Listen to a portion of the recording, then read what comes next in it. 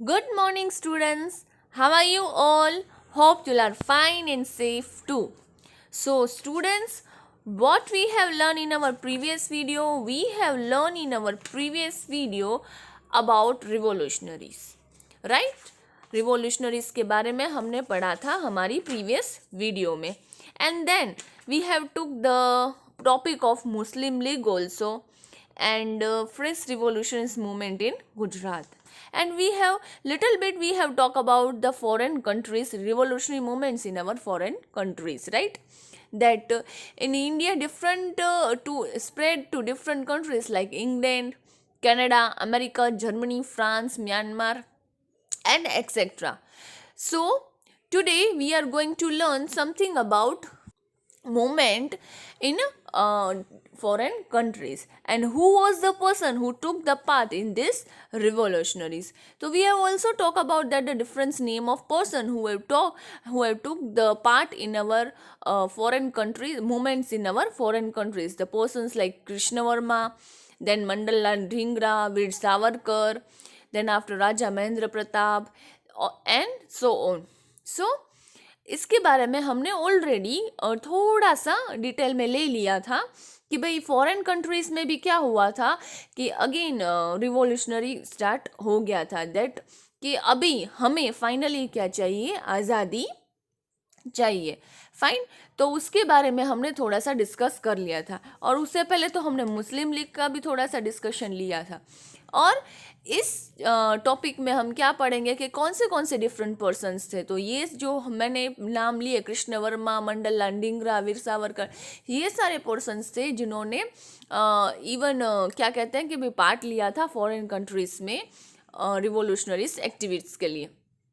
Then after हमने ये भी पढ़ा था कि छुप छुप के जो इंग्लैंड से गन होते थे वो इंडिया भेजी जाती थी क्योंकि ये क्या कहते हैं कि भाई इंडिया के पास इतना तो पावर था नहीं कि ये सब चीज़ें वो इंडिया से बनाए और ले पाए.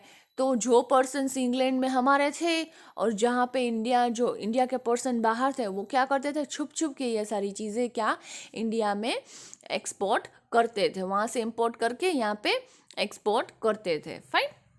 क्योंकि हमें इन सब चीज़ों की वैसे भी बहुत रिक्वायरमेंट थी. तो इतना हमने पढ़ा था. Fine. See, pistols were being secretly sent to India from England along with the bedding of cooks, right? Mandalal Dhingra killed William Willey, who used to criticize the revolutionaries. So, today we are going to learn something about deep about the revolutionaries movement took in the foreign country. Fine. Then after a little bit small topics were there, and today I hope I will try to complete this chapter. Then after we will take another chapter that was movement towards independence. क्योंकि ये सारा जो है already हमने 8th standard में second same में almost पढ़ ही लिया है और ये सब उसके बारे में ही लिखा है. लाइक मैं थोड़ा सा पढ़ती हूँ तो उसमें भी आपको समझ में आ जाएगा कि इसमें क्या है. So Indian independence league were established in California, America, which was later named the Ghadar party by Lala Hardayal. Sorry. A weekly named Gadar was published in 4 languages. Taraknath Das and Katar Singh too joined this activity. Champak Raman Pillai formed the Hindu Rashtriya Swayamsevak Dal in Germany. Plan was made to attack India by making Iraq as the headquarters. In the International Socialist Conference held in Stuttgart, Germany, the national flag prepared by Madame Kama was hoisted for the first time. Raja Mahendra Pratap formed the provisional independent government under Rashtra Pramukh in Afghanistan, in which Barkut Lal, Aibad Maulana Basir, Shamsher Singh, Dr. Mathura Singh, etc. also joined. This government made efforts to get help from Russian, Iran, Turkey, etc. They also met the Turkish chief Anwar Pesha, and the governor. The conference Ghalibnama written on Rashmi Rumal right? Asking all Muslims to unite the fight against Christians were exported. Raja Mahendra Pratap sent a golden strip with the signature to the Russian Tsar, in which had requested to Tsar to sever all the ties with England. Russian revolutionary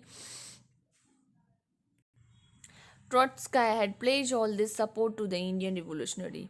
Sohanlal Pathak in Burma, Paramanand in Singapore carried out revolutionary activities. In addition to this, Kamangmaru and Toshamaru steamer events provide inspirations to the Indian revolutionaries staying abroad to fight against the British. The Indian youth in the age of 18 to 24 years were mainly involved in the radical freedom movement. They used to carry out any kind of thrilling acts as they did not fear death. Were caught, they rapidly embarrassed death, shooting slogans like Inqilab Zindabad, Vande Mataram for the purpose of freedom of their motherland. This sacrifice would provide inspiration to the young generation of for ages. See, इस paragraph में इतना कुछ deep में है नहीं.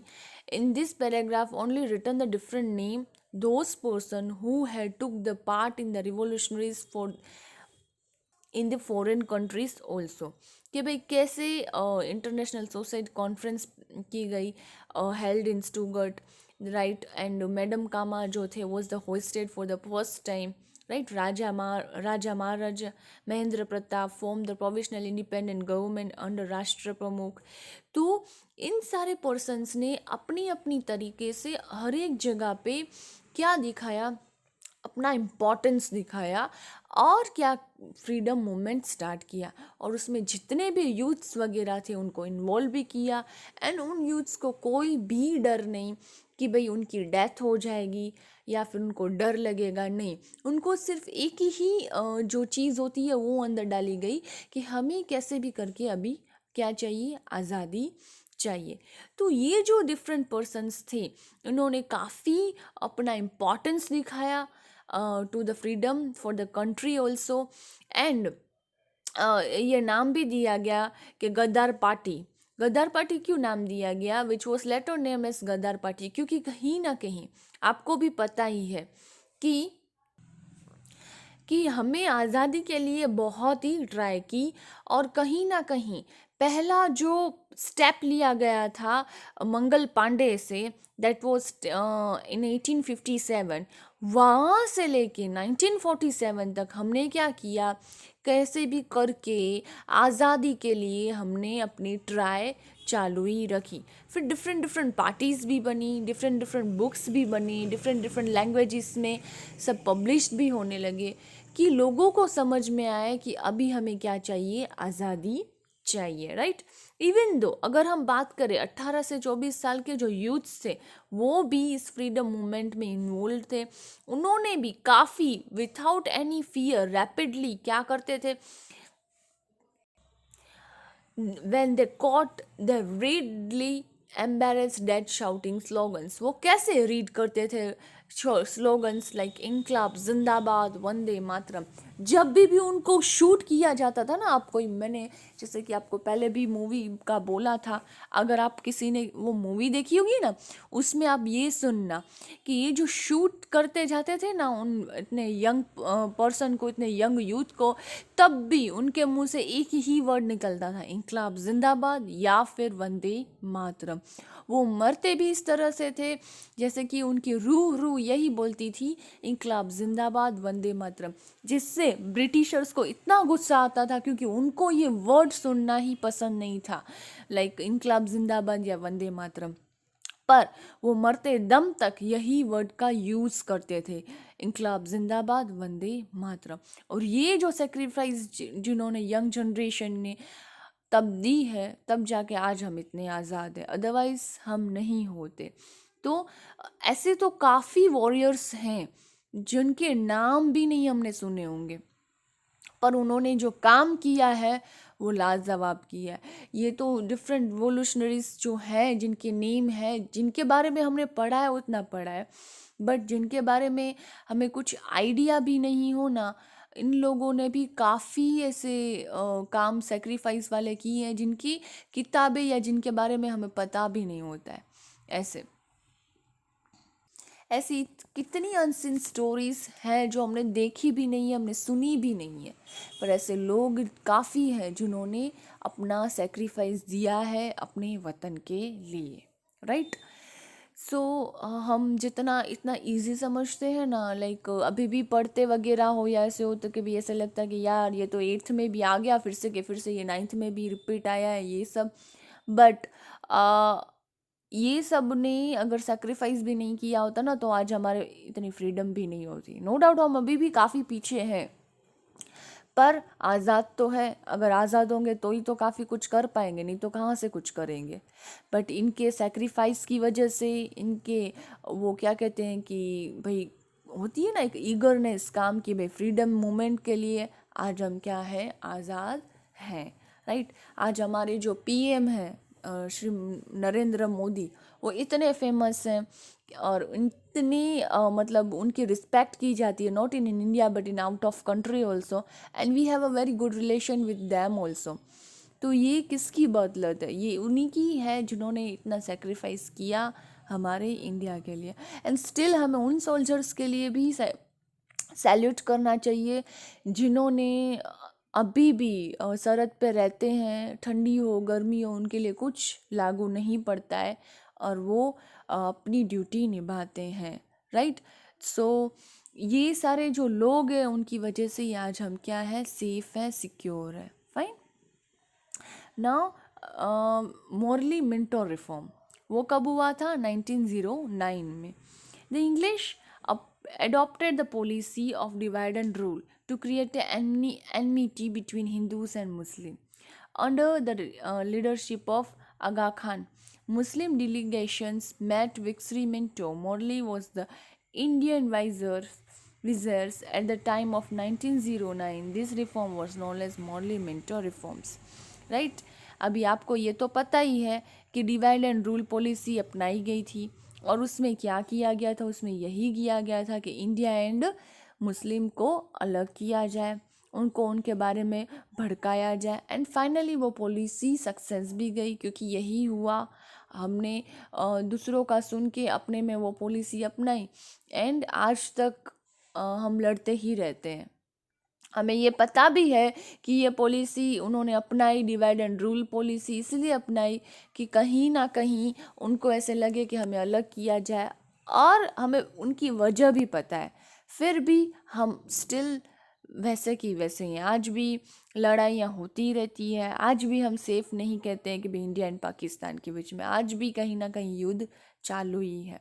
जबकि हमें पता भी है कि गांधी जी ने ये क्यों किया था, क्योंकि उनको ऐसे था कि एटलीस्ट आज़ादी तो मिल जाएगी, इंडिपेंडेंट हो जाएगा इंडिया, फिर तो हम एक ही हैं। बट ऐसा हुआ नहीं। फाइनली क्या हुआ, डिविजन्स तो हुए और हमें अलग किया ही जाए। पर हमें पता भी है उसका रीज़न क्या है, फिर भी हम वो फॉलो नहीं करते हैं, फिर भी हम यही मानते हैं कि नहीं, हम क्या है, we are the animals but we are not, we are one only. सोच सोच के क्या है, फ़र्क है। अगर हम पॉजिटिव सोच के आगे बढ़े तो हमारे में कुछ नेगेटिव रहेगा ही नहीं, पर वो सोचना, वो करना सिर्फ एक पर्सन पे डिपेंड होता है। अब जो डिवाइड एंड रूल पॉलिसी है वो कहीं ना कहीं सक्सेस गई, इसलिए तो आज हम एनिमी कहलाते हैं, है ना। तो ये जो पॉलिसी है अगर हम वो इग्नोर करके एक बन के रहें तो आज भी हम एक बन के रह सकते हैं। Now arrival of Gandhi ji to India 1915.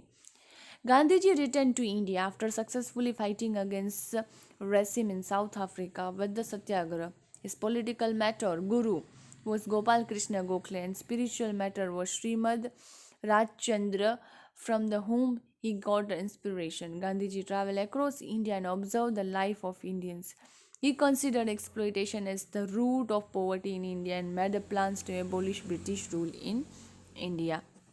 अगर हम गांधी जी की बात करें तो गांधी जी जब आए इंडिया में 1915 में, Gandhi ji return to India after successfully fighting against racism in South Africa.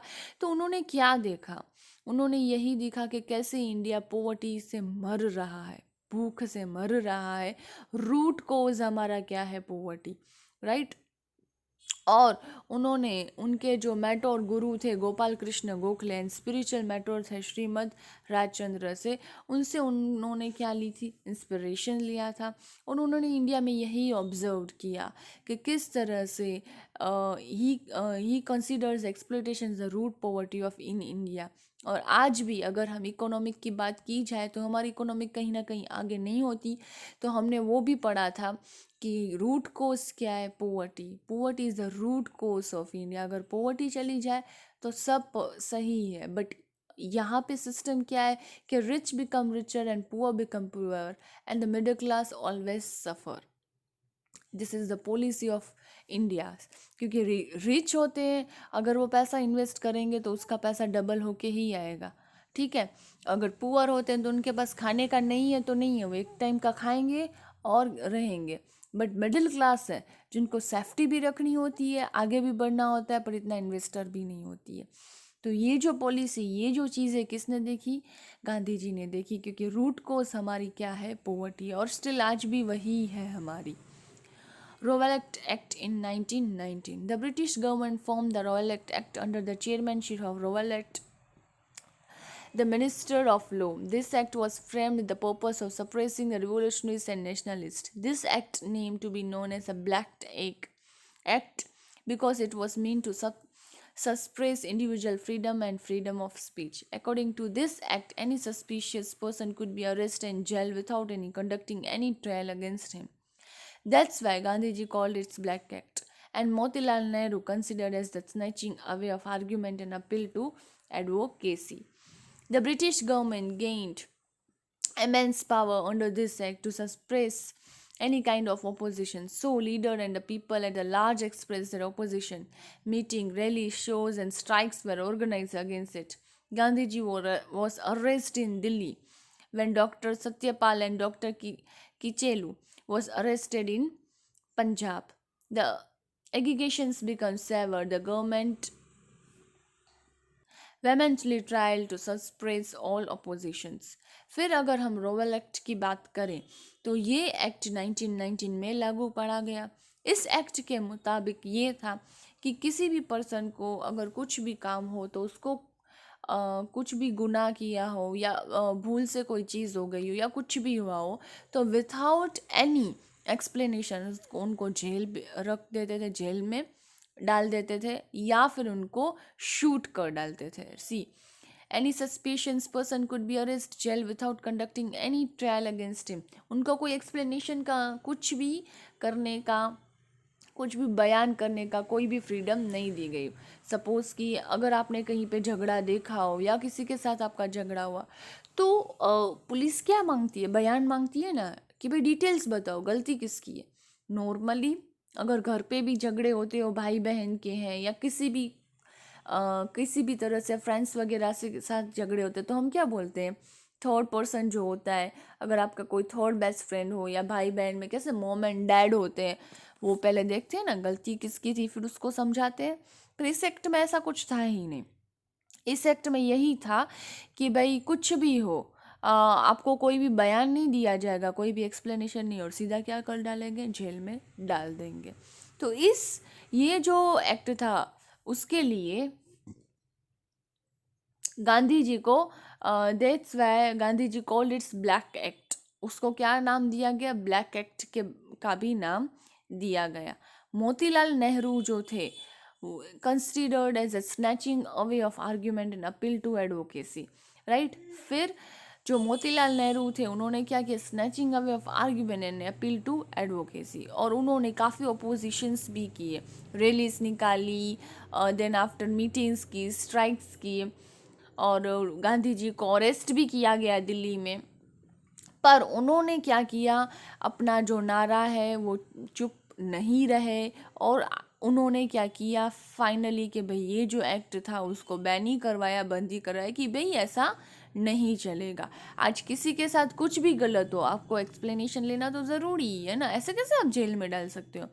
But last में ब्रिटिशर्स ने कुछ छोड़ा ही नहीं था हमारे लिए ऐसे। तो ये भी बोला जाए ना कि भाई बहुत बड़ा गुनाह जो होते हैं ना, गुनाह करो कि नहीं करो पर जेल तो आपको होगी ही होगी। कोई भी एक्सप्लेनेशन नहीं, कुछ भी नहीं, क्योंकि उनको पता ही था अगर उनसे हम एक्सप्लेनेशन मांगने बैठेंगे या कुछ करेंगे तो ये तो हम पे ही चढ़ेंगे, क्योंकि खून जो होता था वो तो पहले से ही घुल गया था। यूथ्स के मन में जो फ्रिज जो एंगरनेस थी ब्रिटिशर्स के लिए, वो तो डे बाय डे बढ़ती ही जा रही थी। तो ब्रिटिशर्स डे बाय डे क्या करते जाते थे, बहुत ही अत्याचार इंडियंस पे बढ़ाते जाते थे। नाउ जलियांवाला बाग मास्कर 13 मार्च 1919। अगर आपको जलियांवाला बाग की बात मैं ना भी करूँ तो भी आपको पता ही होगा कि वहाँ पे किस तरह से अटैक हुआ था और काफ़ी लोगों को शूट किया गया था, और अपने आप को बचाने के लिए काफ़ी लोग कुएं में गिर गए थे, काफ़ी लोग भागते भागते मर गए थे। बट ये जो इंसिडेंट्स था वो ऐसे रोंगटे खड़े खड़े कर दे ऐसा इंसिडेंट्स था। अचानक से इतने सारे पर्सन्स को शूट किया गया, आधे भागे भागे क्या किए गए, भाई नहीं बच पाएंगे तो कुएं में कूद गए थे।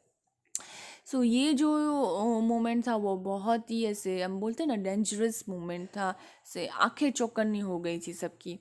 और ये मोमेंट के बारे में आपने पढ़ा भी होगा और नॉर्मली भी आपको पता ही होगा, अगर आपने कोई मूवी वगैरह देखी होगी तो इस मोमेंट के बारे में आपने डीपली देखा ही होगा। Even though I as I told you, if you will watch that movie Bhagat Singh, उसमें भी ये मोमेंट दिखाया गया है। When the popular leaders like Dr. Satyapal and Dr. Kitchell were arrested in Amritsar, Punjab, a public gathering was organized in the Jallianwala Bagh in Amritsar on the day of Baisakhi. To oppose an arrest, General O'Donnell there reached there with his troop and without any warning opened fire on innocent people from the machine gun. There were high walls of four sides of the bag. In the middle was unused well, and the only way out being narrow. A number of people lost their life in the firing. According to the government report, 379 people died and 1,200 injured. As per the committee appointed by the Congress, thousands people had died in the firing. Hunter Commission investigating the case on behalf of the British government defended General Ayer. The commissions forgave their considers is an innocent mistake that happened unknowingly.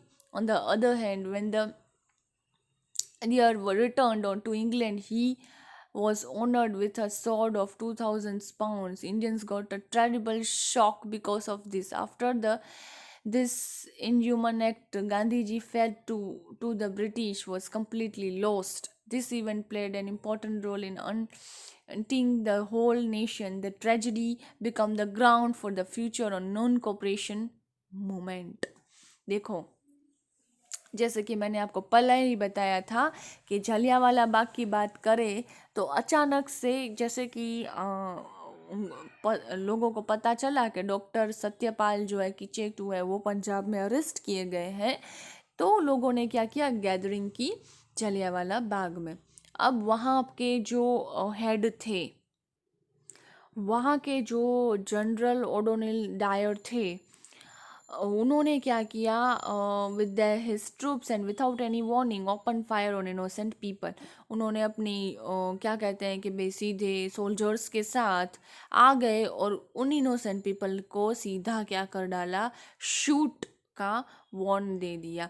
और उनके पास कोई warning वगैरह नहीं थी, ऐसे ही वो आए और उन्होंने क्या किया, इतने सारे पीपल लोगों पे क्या किया, शूट स्टार्ट कर डाला। There were high walls on four sides on Bagh. In the middle was unused well and only a way of being narrow. जैसे कि मैंने आपको बताया था, काफ़ी लोगों ने कुएं में कूद के अपनी जान दे दी, काफ़ी लोग इनोसेंट मरे भी गए।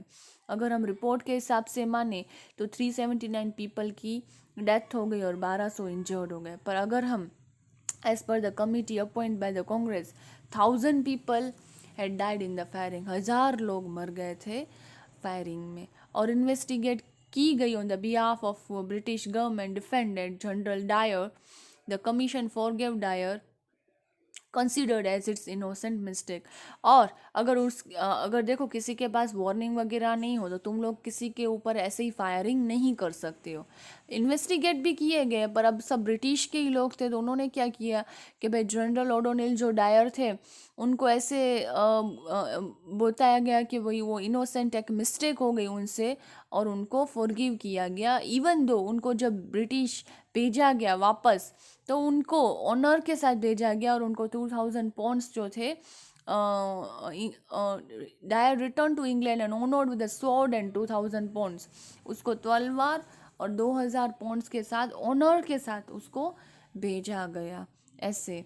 और ये जो मोमेंट था वो गांधी जी के लिए बहुत ही मतलब ऐसे हम बोलते हैं ना, आंखें चौकन्नी कर डाले, ऐसा मोमेंट था। और उनको तब फिर ब्रिटिशर्स पे जो फेथ था कि भाई नहीं, शांति से सबसे हमें आज़ादी मिल जाएगी, वो भी उनको उनसे चला गया कि भाई नहीं, जो भी हो रहा है रॉन्ग हो रहा है, ऐसा नहीं होना चाहिए। अभी आप ही सोचो ना कि अगर ऐसे ही लोगों ने जब मीटिंग की थी, तो किसी का भी राइट नहीं बनता है कि भाई इतने सारे लोगों को मार दिया जाए। और अगर मार भी देते हो, फायरिंग भी करते हो, फिर उसको एक इनोसेंट भूल की वजह से ऐसे साबित कर देते हो और उनको जाने को कहते हो।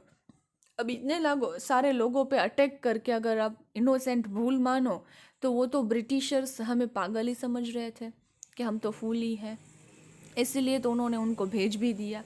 पर ये जो मोमेंट था वो सबके लिए बहुत ही ऐसे बोलते हैं ना कि भाई ये जो ट्रेजिडी थी ना, वो ऐसे आंखें चौकन्नी करके रह गई। इवन दो गांधी जी को भी जो फेथ था वो भी ब्रिटिशर से हट गया। एंड फ्यूचर में क्या हुआ, नॉन कोऑपरेशन मूवमेंट भी स्टार्ट हुआ, राइट। नाउ खिलाफत movement. During the First World War, Turkey joined the German side. So, when England won, the treaty that was made had many firm and unjust terms and conditions for losing side. The Sultan of Turkey at that time was a Khalifa, head of Muslim. The movement in India to oppose the strict terms imposed on Turkey and the Sultan came to be known as Khilafat movement. Ali brother Maulana Shaukat Ali and Maulana Muhammad Ali were the chief leader of the movement. Gandhiji requested the Congress to support the movement, keeping the Hindu-Muslim unity in mind. This movement became a severed with the Congress support. अभी देखो खिलाफत movement में क्या था कि जब first world war, जैसे कि हमने पहले बात कर ही डाली थी फर्स्ट वर्ल्ड वॉर की, तब क्या था, German side Turkey join the German, so the England won the treaty that was made that had a many firm unjust terms and condition for losing side. वो भी आपको पता था कि भाई जब फाइनली ट्रीटी साइन की गई तब जर्मनी के साथ अनजस्ट हुआ था, और उन्होंने ऐसी काफ़ी कंट्रीज थी जिनके साथ अनजस्टिस हुआ था। जापान थी, जर्मन था, और फिर से उन्होंने क्या किया था, वर्ल्ड वॉर 2 का ये कारण बने थे। वो हमने फोर्थ सेमिस्टर में मैंने आपको समझा भी लिया था। तो क्या किया कि भाई वहाँ के जो लीडर्स थे खिलाफत मूवमेंट्स के, वो कैसे बना, द खलीफा the head of Muslim, the movement in India oppose strict terms in impose Turkey and the sultan came to be known as Khilafat movement. तो गांधी जी ने उनको रिक्वेस्ट की थी कि भाई हिंदू मुस्लिम को एक रखो तो हम जो है ये जंग जीत पाए। तो उन्होंने क्या किया था, हिंदू मुस्लिम की यूनिटी रख के the movement become a serve with the Congress support, और हम सब ने एक साथ कांग्रेस को क्या किया था, सपोर्ट किया था, ताकि ब्रिटिशर्स को ऐसे लगे कि तुम लोग जो ये सोच रहे हो वो ऐसा नहीं है, हम आज भी क्या है आगे बढ़ सकते हैं। बट फिर से क्या हुआ कि लास्ट में जो कान भड़के गए और उस हिसाब से क्या होने लगा, हम फिर से अलग होने लगे। But at that time Hindu और मुस्लिम कोई भी हो, उनको यही माइंड में था कि हमें कैसे भी करके आज़ादी मिले। Now known cooperation movement in 1920 to 22, the Nagpur Congress gave the approval to non-cooperation movement December 1920. Now the Congress made a strong demand for the independence of India instead of self-government under the rule British Empire. फिर non cooperation movement में क्या हुआ कि भाई हमने finally ऐसे strong demand की कि हमें आज़ादी चाहिए, हमें कोई भी गवर्नमेंट खुद की या ऐसा कुछ नहीं चाहिए, हमें खुद की आज़ादी चाहिए। Now, constructive aspect. In the positive aspect, the movement was Hindu-Muslim unity strengthened instance of using Swadeshi articles, revival of spinning wheels in every house, collection of 1 crore rupee for Tilak Swaraj Fund, abolitions of untouchability, national education, prohibition, etc. Negative aspect. The negative aspect considered for giving up the government job, government school, college, boycott, legislature, resign from government courts, local self-government, boycott, foreign cloth and the articles, government functions, titles, etc. अगर हम constructive aspect की बात करें, negative aspect की बात करें, तो हिंदू और मुस्लिम की जो यूनिटी दिखाई गई वो कहीं ना कहीं सक्सेस गई.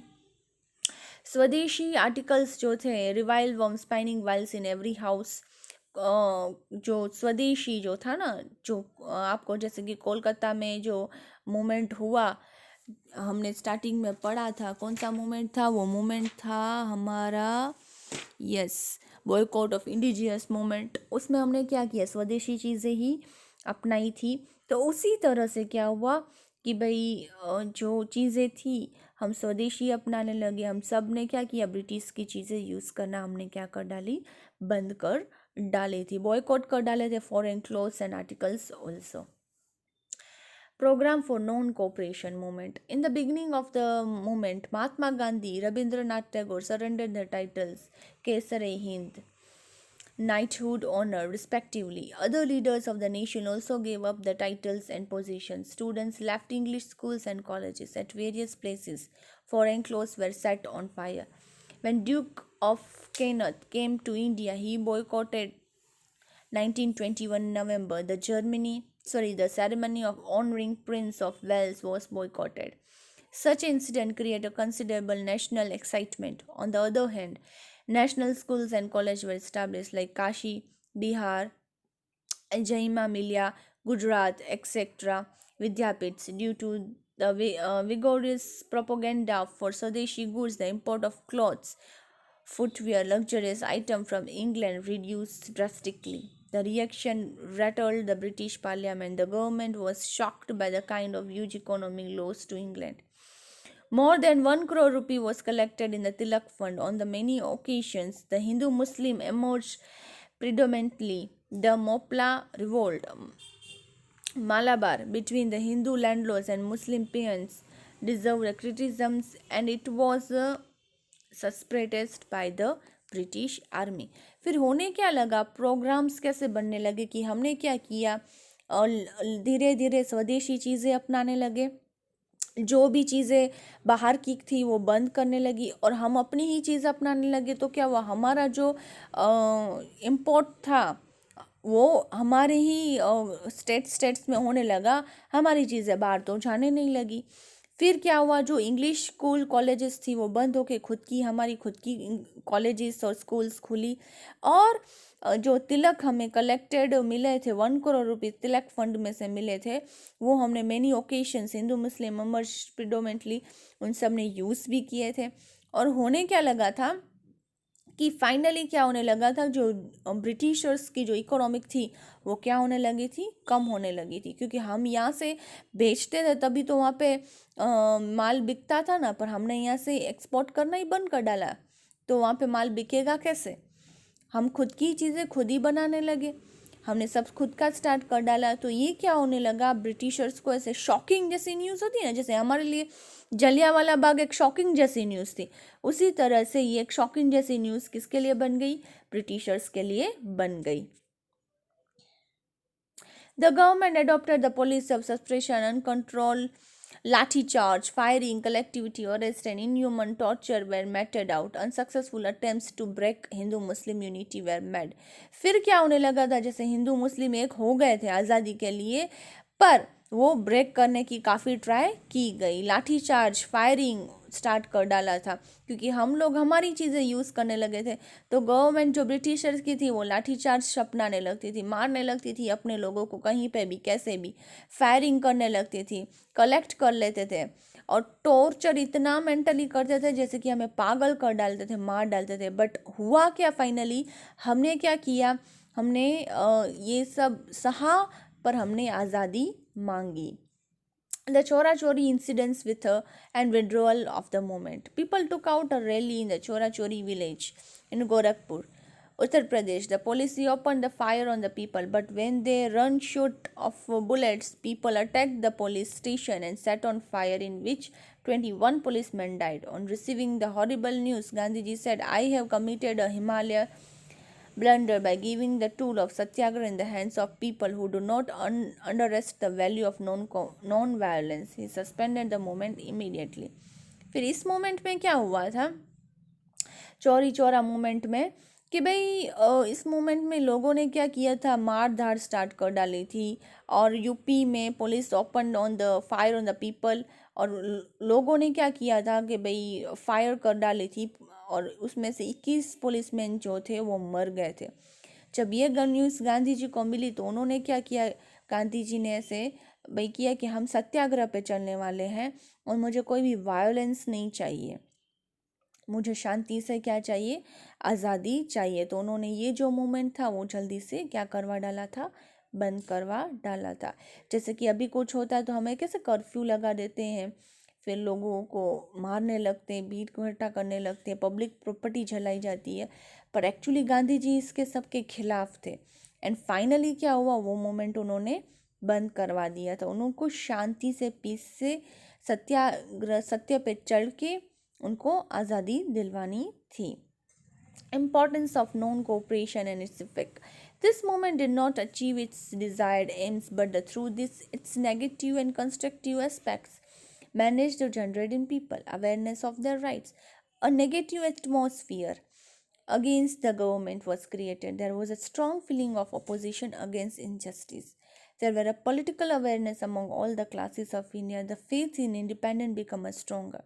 The fear of lathi, punishment, and imprisonment was removed. The youth and women too came forward to serve their nation.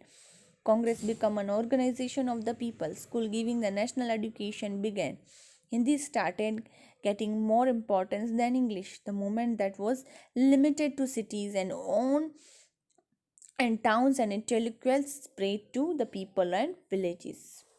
फिर क्या होने लगा कि नॉन कोऑपरेशन जो मूवमेंट था उसकी इफ़ेक्ट से हमें क्या होने लगा कि हमारी जो लैंग्वेज खुद की जो है हिंदी, वो पढ़ाने में ज़्यादा स्टार्ट होने लगी कंपेयर टू इंग्लिश की. क्योंकि ओबियसली आज हम खुद की कंट्री में खुद की लैंग्वेज का इम्पोर्टेंस नहीं देंगे ना, तो और कोई तो देगा ही नहीं. तो हमने क्या किया, इंग्लिश जो था वो कम होने लगा इम्पोर्टेंस, और हिंदी का इम्पोर्टेंस बढ़ने लगा. स्कूल में एडुकेशन हिंदी की दी गई. फिर धीरे धीरे क्या होने लगा, यूथ्स तो थे वो अवेयर होते गए, इवन जो लेडीज़ थी वो भी अवेयर होती गई, और वो भी क्या होने लगी, को पार्ट लेने लगी हमारी नॉन कॉपरेशन मूवमेंट में. Fine. Now Swaraj party. With the purpose of retaining the national awareness among people, Chitranjan Das Munshi Motilal Nehru formed the Swaraj Party after the withdrawal of non-cooperation movement. This purpose was an enter to legislative assemblies and oppose their unfair policy of the government. The leaders of the Swaraj Party also adopted the constructive activities of Gandhiji like abolition of untouchability, Hindu-Muslim unity, revival of spinning wheel, liquor prohibitions, etc. Swaraj Party contested the elections of legislature held in November 1923, and candidates of Swaraj Party was elected in the central legislature as well the provincial legislature and got the clear majority. It did not get the majority in Bengal but emerged as a strong party. Motilal Nehru was elected into a central legislature as the party leader, and Chitranjan Das was elected in the Bengal province. Swaraj Party disapproved the government budgets and proposed as a resented the unjust policies of the government. It compelled the government to consider the problem of people. Due to the working of Swaraj Party only, government had to appoint the Simon Commissions 2 years early. The Swaraj Party functions in a disciplined manner and established its parliamentary practices. It improved the British government. The Indians can rule constitutionally and democratically. The educated class of India was thus attracted to the Swaraj Party. National awareness re-emerged in the people. The party played a crucial role in bringing the achievement of independence every near. Very near. All these incidents that important of the party. With the death of Chittaranjan Das in June 1925, the Swaraj Party became weak. Some members began supporting the government, with others established a new party named the National Party. Thus, the prestige of the Swaraj Party reduced. In the 1926, the elections, all its members lost terribly, except in Madras province. Bipin Chandra Pal, Surendranath Banerjee, etc. even criticized the party strongly. अभी देखो, हमारी non cooperation movement के बाद Swaraj party बनी। तो Swaraj party में क्या थे कि भाई जो लीडर थे like Chittaranjan Das Munshi and Motilal formed Swaraj party. कब कब उन्होंने बनाई? After the withdrawal of non cooperation movement. जब विड्रॉल हुआ नॉन कॉपरेशन मूवमेंट, फिर ये स्वराज पार्टी बने। इस स्वराज पार्टी में मेन मकसद यही था कि कैसे भी करके इंडियन पार्टी बने, इंडियन के लोगों को खुद की गवर्नमेंट मिले, डेमोक्रेटिक गवर्नमेंट मिले और उस हिसाब से वो चुने जाए। जैसे ही वो चुने गए तो लोग थे उनमें काफ़ी अवेयरनेस आती गई। उस अवेयरनेस के साथ उनको ये मिला कि भाई लोगों में आज क्या बढ़ती गई है, अवेयरनेस बढ़ती गई है आज़ादी के लिए। फिर धीरे धीरे ये पार्टी क्या होने लगी, बढ़ने लगी। लोगों को पता चलने लगा कि भाई इंडिया को क्या चाहिए, फ्रीडम चाहिए, आज़ादी चाहिए। और उस हिसाब से उन्होंने क्या किया, अपनी जो आज़ादी के लिए लोगों को अवेयरनेस के लिए उन लोगों ने स्वराज पार्टी ज्वाइन की। देन आफ्टर क्या हुआ, जैसे ही चित्तरंजन दास जो थे उनकी डेथ हो गई तो स्वराज पार्टी जो थी वो ढीली पड़ गई।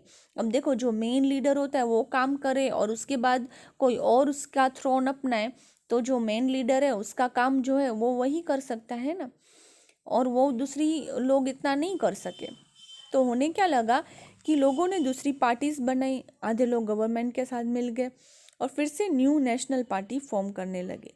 तो इस पूरे चैप्टर में अगर मैं आपको शॉर्ट समरी के बारे में बताऊँ ना, तो हमने आज़ादी के लिए कौन से लोगों ने पार्ट लिया, किस तरह से हमने आज़ादी के लिए लड़ाई की, पूरा का पूरा हमने इस चैप्टर में वही का वही पढ़ा है। लाइक स्वराज पार्टी की बात करो कि नॉन कॉपरेशन मूवमेंट की बात करो कि programmes of non cooperation movement के बात करो, इसमें हमने यही पढ़ा है कि कैसे लोगों ने अपनी आज़ादी के लिए अपना जो काम है, अपने आज़ाद के लिए, अपने मुल्क के लिए जो ईमानदारी है, जो मदरलैंड के लिए प्यार है, वो कैसे दिखाया। और ये जो आपको पूरा चैप्टर है वो ऑलरेडी आपको 8th स्टैंडर्ड में आ ही गया है, तो इसके बारे में ऑलरेडी आपको डिटेल पता ही होगी। फिर से मैंने डिटेल में एक्सप्लेन कर दिया है। फिर भी आप लोगों को कोई डाउट्स हो, क्वेरी हो, तो you can ask me. So students, till that stay home, stay safe and thank you.